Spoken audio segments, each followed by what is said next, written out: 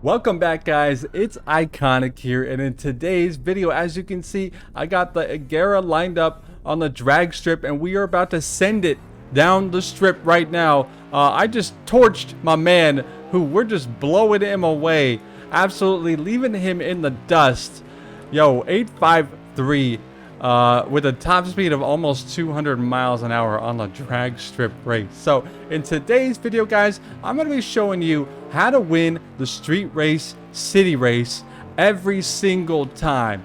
So I'm going to be giving you some tips and pointers on what you can do to make yourself be in the best possible position to win this race every single time you play with your friends. So we'll go ahead and get started in a second, but before we do, there's something I need y'all to do to that like button. So go ahead and light that baby up for me, and if you haven't yet, subscribe to the channel and join the iCONiCK gaming family, the most iconic channel on YouTube. Go ahead and tap that button to subscribe, and while you're at it, go ahead and hit that bell to turn on post notifications. And just like that, let's go ahead and dive into today's video. We're gonna get through all these tips and pointers as we go through this race, guys. So I'm starting out, as you can see, I'm in the Agera RS. One of my favorite cars in Car Dealership Tycoon. It has a very solid acceleration point. It's got great top end speed.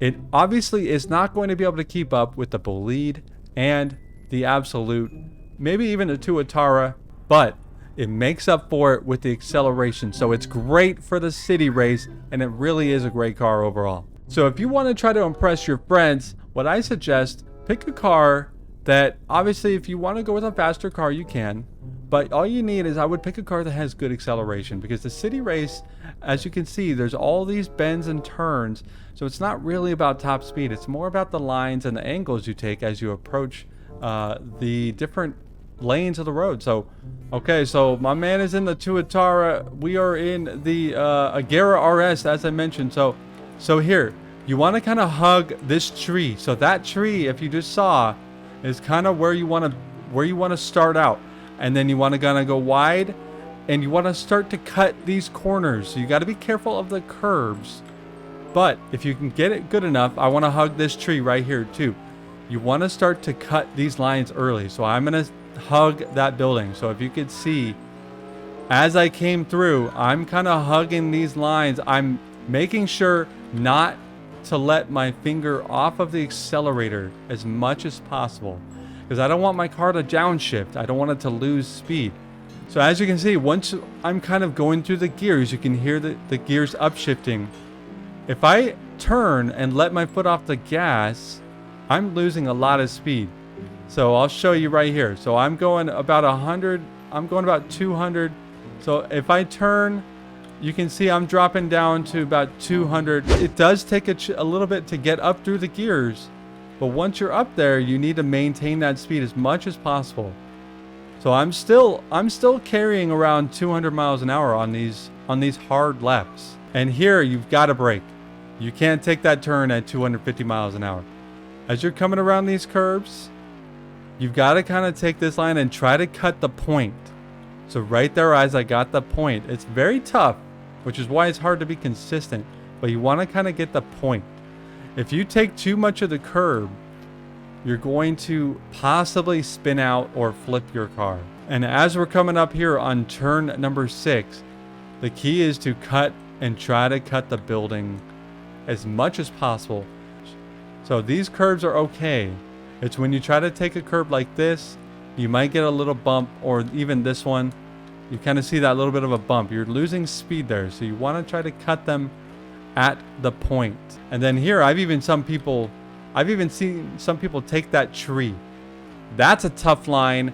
It saves them maybe a tiny bit of time, but I don't think it's worth the risk personally. So let's go ahead. We're going to get back into the race, and we'll see what we can do against some of these people on this server. Let's focus on these lines and try to hit the points. That was a good one right there. Man, I'm off to a pretty good start. Let's see. I don't know what kind of lap time we're going to get on the second lap, but boom, right there. I'm actually glad that happened, because that's what I wanted to point out, guys. If you try to take this curb too fast and cut it too short, you are going to hit the curb and you're going to spin out. You either need to take a more sharp angle and head on, take that kind of a line, or as you're coming here, widen out and then take a wider line as close as you can to the curb. But if you hit the curb, you might possibly crash the way I did. And that's why you got to be careful on some of these sharper turns. So let's go back to the starting line and we're going to give it another shot. All right, we're going to run this back one more time. Let me show you guys, when you start this race, if you start in the inside lane like I am, you kind of have a good ability to take an outside position right here. So you can grab these corners. And like I said, the key is to let off the gas a tiny bit, but not so much that you slow down.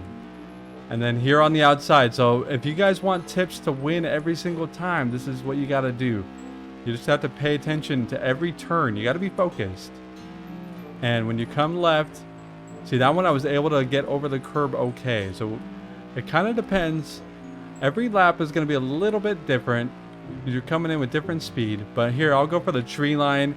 I don't like to do that normally because it's very risky and it's easy to hit a tree.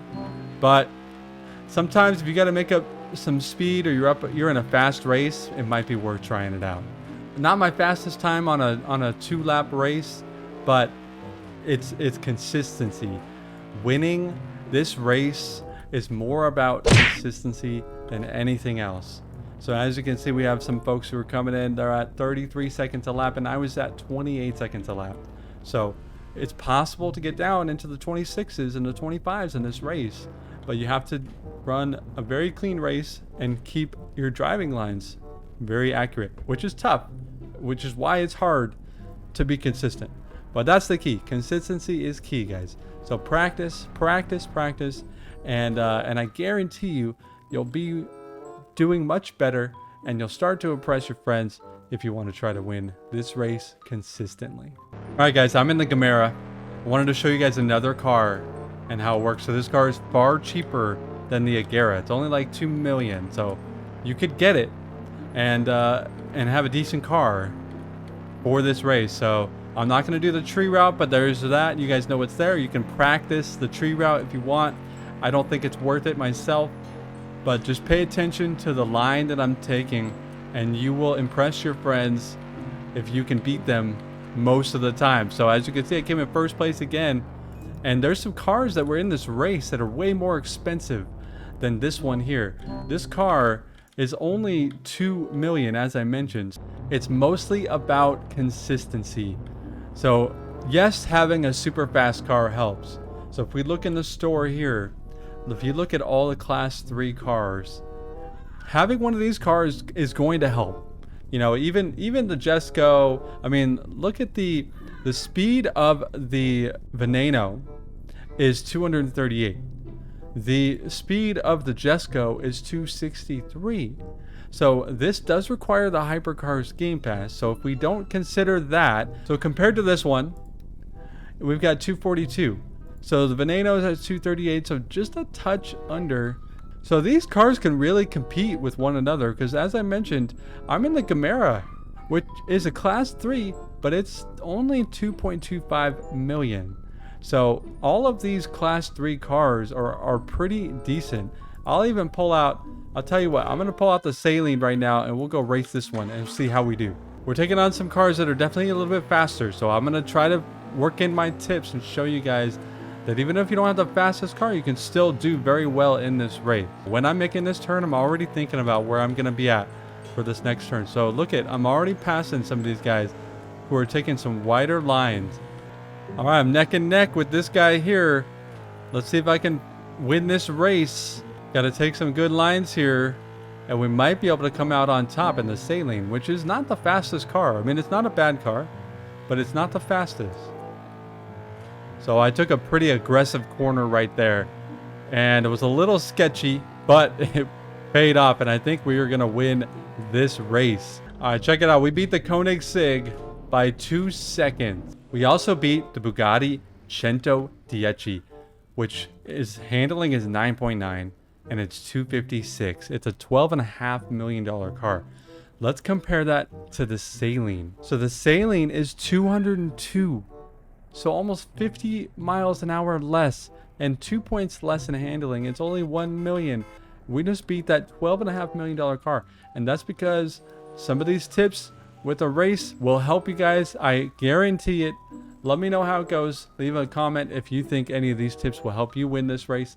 So I hope you guys enjoyed today's video. If you haven't yet subscribed, please consider subscribing to the channel and becoming part of the iCONiCK gaming family.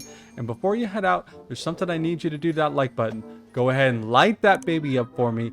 And just like that, we'll catch you guys in the next one. Peace.